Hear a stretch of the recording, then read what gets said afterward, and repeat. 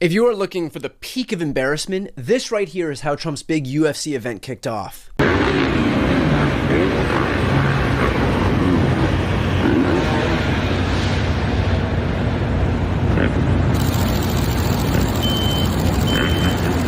Which is to say, Trump's big taxpayer-funded birthday party is kicking off as exactly the kind of circus you'd expect it to be. And it's not just with Nitro Circus and these motorcycles. Here's the weigh-in.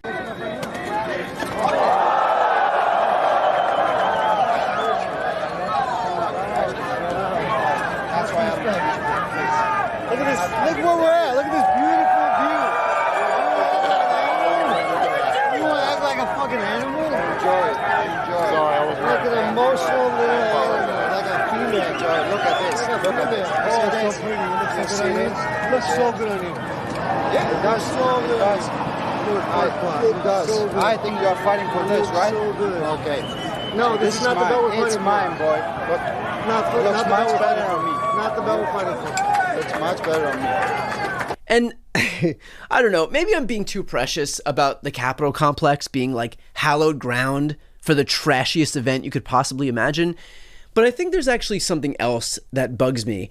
I wrestled for about a decade, starting at age 11. I loved everything about the sport, but especially that there was no way to skirt responsibility. Like, you can't just hang out in the corner and take credit for the rest of your team's actions. The bout is just you and the other guy. That's it. And you own that victory when you win. And that is a great feeling. Again, because you own it entirely. And I mean, it's absolutely a team sport in the sense that your teammates push you to be better in practice every single day. And if you don't have that, you simply won't be successful. But when you're out on the mat, you are on the mat and you have to perform. And there's no shortcuts. And that's good for somebody who wants to work hard. And I did work hard. I worked my ass off. I did pretty well. I won some championships. I learned a lot about discipline, and I made some great memories with my guys. And other mixed martial arts are the same. It is just two of you on the mat, in the ring, in the octagon, whatever it may be. And again, there's no shortcuts. There's no excuses. There's just hard work, discipline, technique, and heart. But you look at a guy like Trump, and this is somebody who has lied, cheated, and stolen his way through life. A guy who got rich off the backs of contractors who he refused to pay. A guy who slapped his name on products and brands that ultimately failed. A guy who has no lasting legacy other than his willingness to plow over people while enriching himself. And I see the dichotomy between this guy who has climbed over everybody else to take all the credit for himself and these fighters who could only get there if they worked for it. And of course, yet again, Trump will watch these people do all the hard work, and yet he will bask in the spotlight of an event paid for in blood and sweat and tears that don't belong to him, and taxpayer funds that don't belong to him. Everything he has is the result of the labor of others, but he'll never give anybody else an ounce of credit because his ego demands that the attention shine solely on him. And I think that's a pretty apt microcosm for how he's governed, because while he swore on the campaign trail that he would focus on an America First agenda, since the moment he took office, it has been about him, about his new jet, his ballroom, his gold-encrusted Oval Office, his reflecting pool, his repaved rose garden, his triumphal arch, all for him. Meanwhile, you've got surging costs, gas is almost at its highest point ever, healthcare has been cut for tens of millions of Americans, food assistance has been gutted, electricity prices are surging, but he hasn't done anything to fix it because he just doesn't care. And it's not like he can't. Like, remember, this is Donald Trump we're talking about. When he wants something, he does it. He don't let anything stand in the way. Not the law, the courts, prosecutors, attorneys, judges, the Constitution. He just makes it happen. But only when it benefits him. And making sure that Americans can afford groceries and healthcare and housing and food assistance, none of that impacts him, so it doesn't get done. And the rest of his party, which has the power as a co-equal branch of government to at least step in and work on behalf of their constituents, even if he won't, they have collectively decided that it's more important to help Trump than the rest of America. The entire party exists to serve one person. Something to remember as you're deciding who to vote for come November. Just a quick note here to say that if you appreciate my work, which is and always will be 100% free, a small ask is if you could please pre-order my new book, The Day After, which explores how Democrats must finally wield power if they're fortunate enough to get it back. I'll also be on tour in DC, New York, and LA mid-July. You can grab tickets to the tour and you can pre-order the book at the same link, which I'll put on the screen and in the post description of this video. You can also find them at briantylercohen.com/book. Again, I'll never paywall a single piece of content, but this is the one time that I'll ask for some support for a book that I really think meets this moment. Thanks so much. You're watching the No Lie podcast. Next up are my interviews with ranking member of the House Oversight Committee, Robert Garcia, co-host of Pod Save America, Tommy Vitor, and head of data science at VoteHub, Zachary Danini. No Lie is brought to you by ZBiotics. Now, you've heard me promote ZBiotics pre-alcohol before, and for good reason. It is a game-changing product that I use before a night out with drinks. Well, a few weeks back, I was able to use it again. I went to Pod Save America's John Lovett's wedding. I made pre-alcohol my first drink of the night. I felt excellent the next day. I was literally on camera shooting content, completely normal. I do not think that would have been the case without pre-alcohol. So what is pre-alcohol? ZBiotics Pre-Alcohol Probiotic Drink is the world's first genetically engineered probiotic. It was invented by PhD scientists to tackle rough mornings after drinking. So here's how it works. When you drink, alcohol gets converted into a toxic byproduct in the gut. It is a buildup of this byproduct, not dehydration, that's to blame for rough days after drinking. Pre-alcohol produces an enzyme to break this byproduct down. Just remember to make pre-alcohol your first drink of the night, drink responsibly, and you'll feel your best tomorrow. Go to zbiotics.com/BTC to learn more and get 15% off your first order when you use BTC at checkout. ZBiotics is backed with a 100% money-back guarantee, so if you're unsatisfied for any reason, they'll refund your money, no questions asked.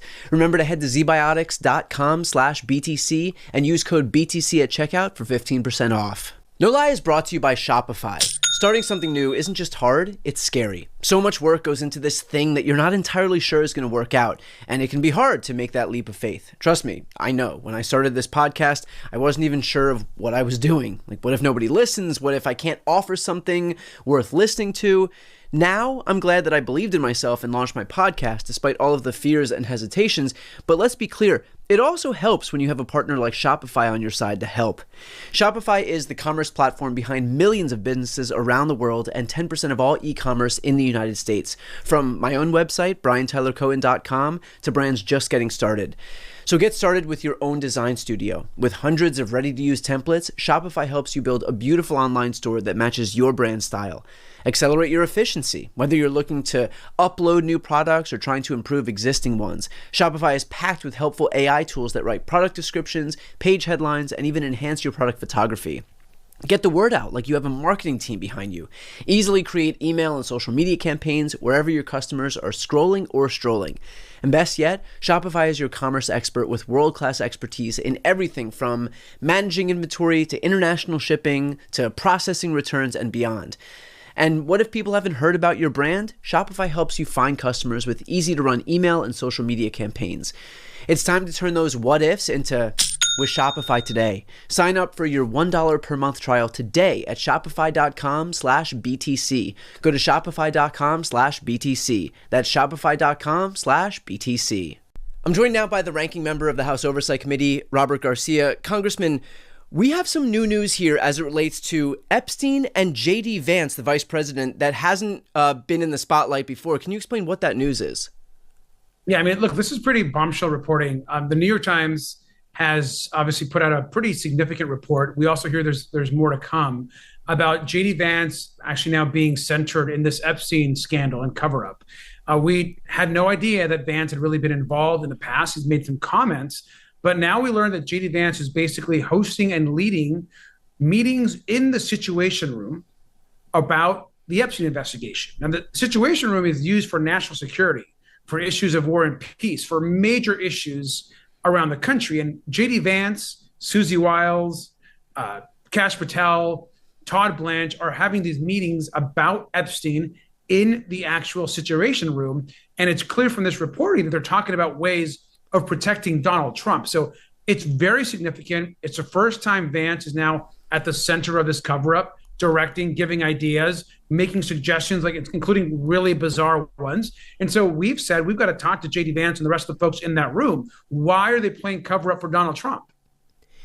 In terms of getting JD Vance in front of the House Oversight Committee, what is the likelihood of that happening, and what action can and are you taking in service of that?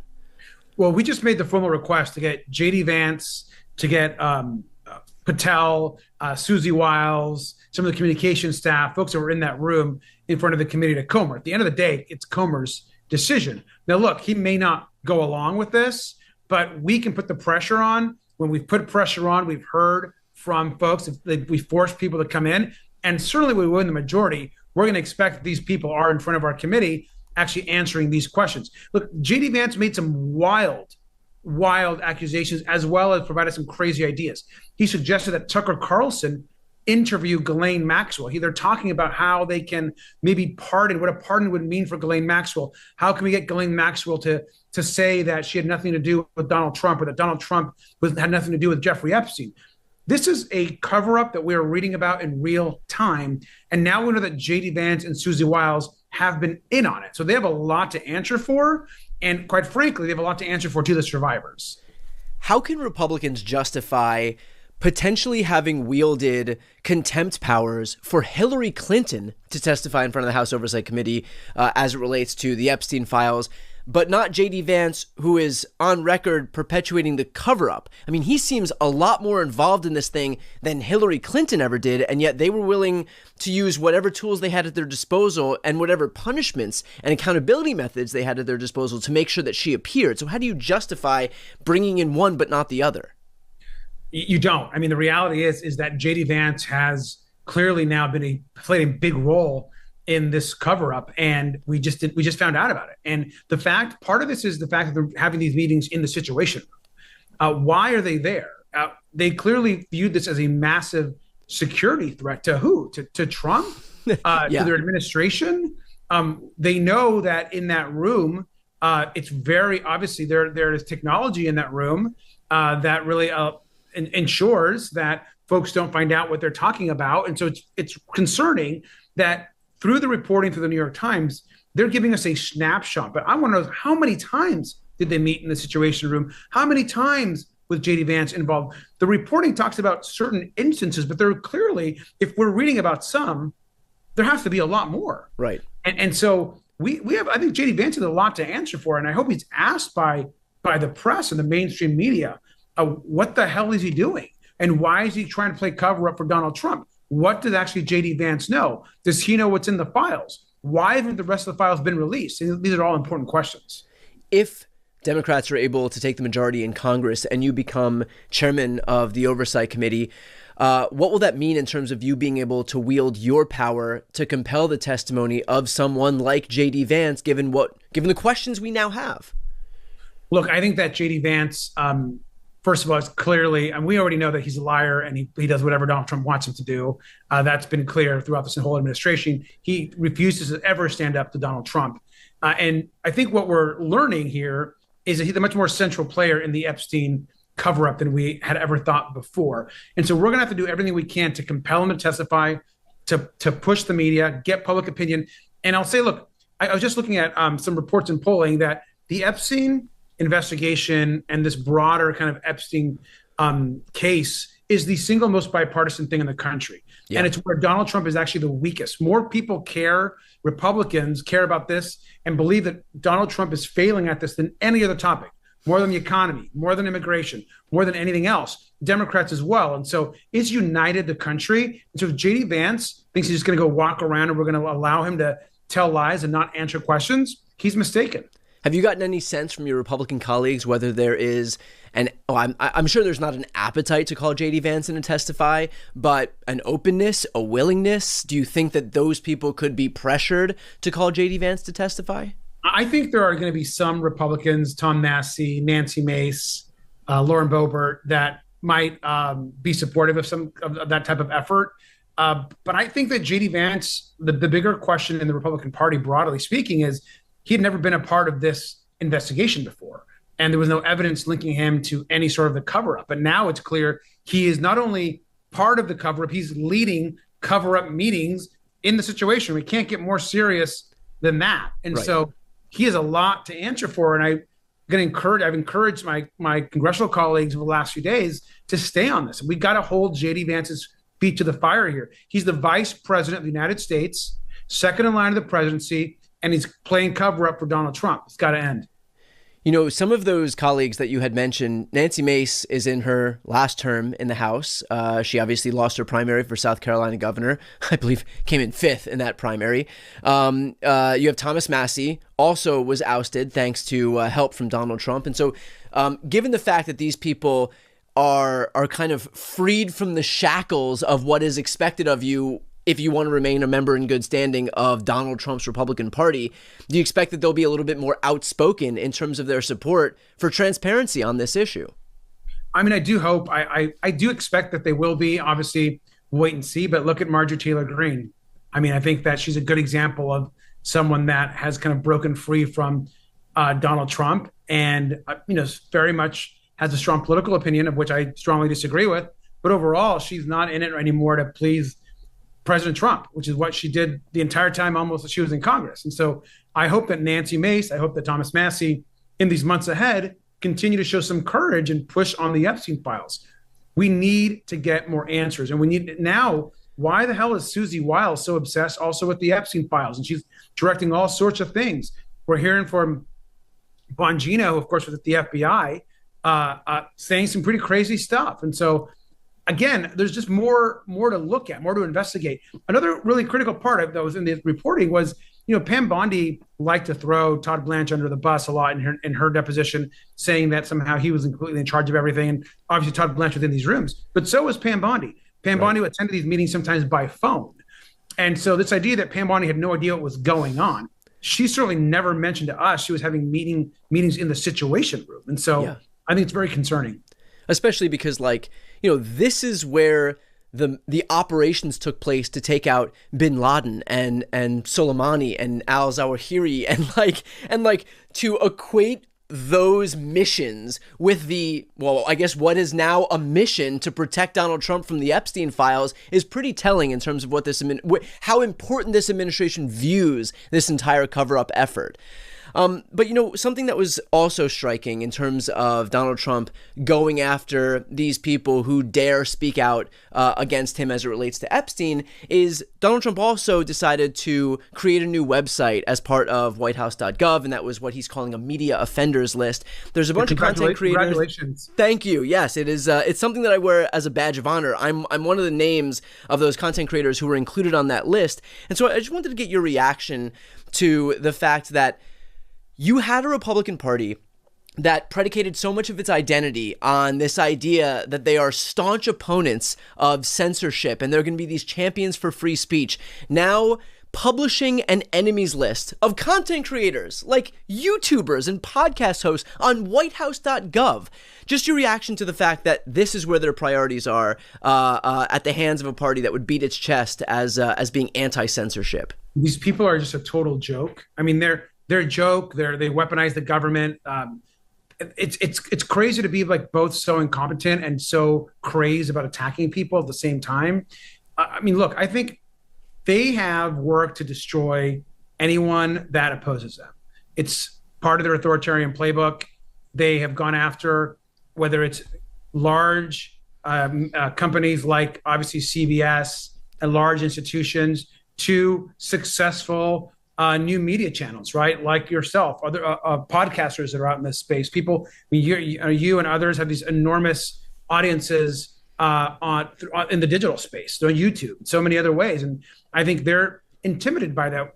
The right, we've allowed the right for so long to dominate the digital space, to dominate YouTube, to dominate the podcasting space. And it's just been in the last few years, you look about what's happened in the last 5 years, 3 years for us, on the progressive front, we're actually making some headway now. Yeah. There's investments that are happening. So of course, Donald Trump is going to attack that. He's going to try to bring folks down and intimidate. Because you